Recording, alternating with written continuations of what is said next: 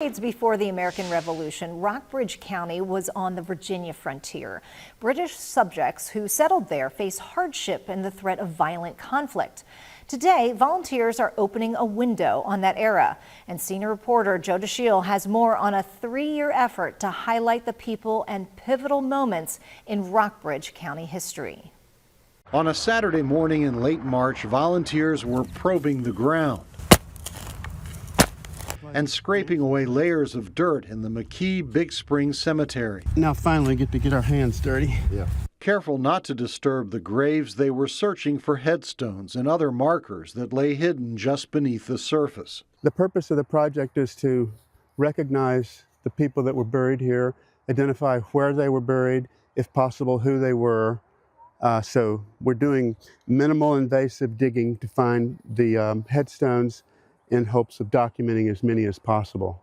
One day before our visit, an expert using ground-penetrating radar documented 106 burials, many more than the 68 graves volunteers had expected to find. I was quite surprised, so I'm trying to figure out who they are. A Virginia historical highway marker located nearby on Route 60 offers some clues. It describes the armed conflict between Native Americans and settlers of European descent in October 1759 and again in July 1763. The two surprise attacks killed many of the settlers, and some are believed to be buried in the McKee Big Spring Cemetery. There are a lot of different ways to understand what we might call indigenous and settler conflict and alliance as well. The Indian raids played out against the backdrop of the French and Indian War, and Eric Wilson, executive director of the Rockbridge Historical Society, says it's more complicated than you might suspect. Massacre is the term that has conventionally been tagged on this event, and certainly it was a very bloody event initiated from the West, initiated by the Shawnee with some clear alliance with the French.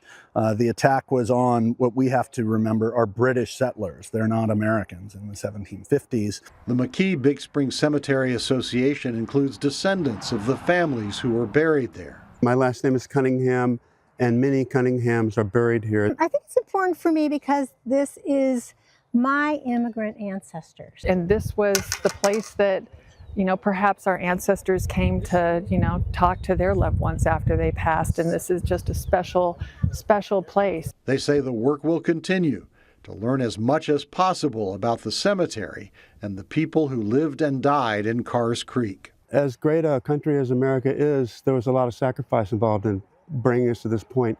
These people lived on the frontier of America and were willing to accept the danger that they could be attacked and killed at any time. And the worst happened to them, and we want to recognize that. So, as great as America is, these are some of their first heroes. In Rockbridge County, Joe DeShiel, WDBJ 7.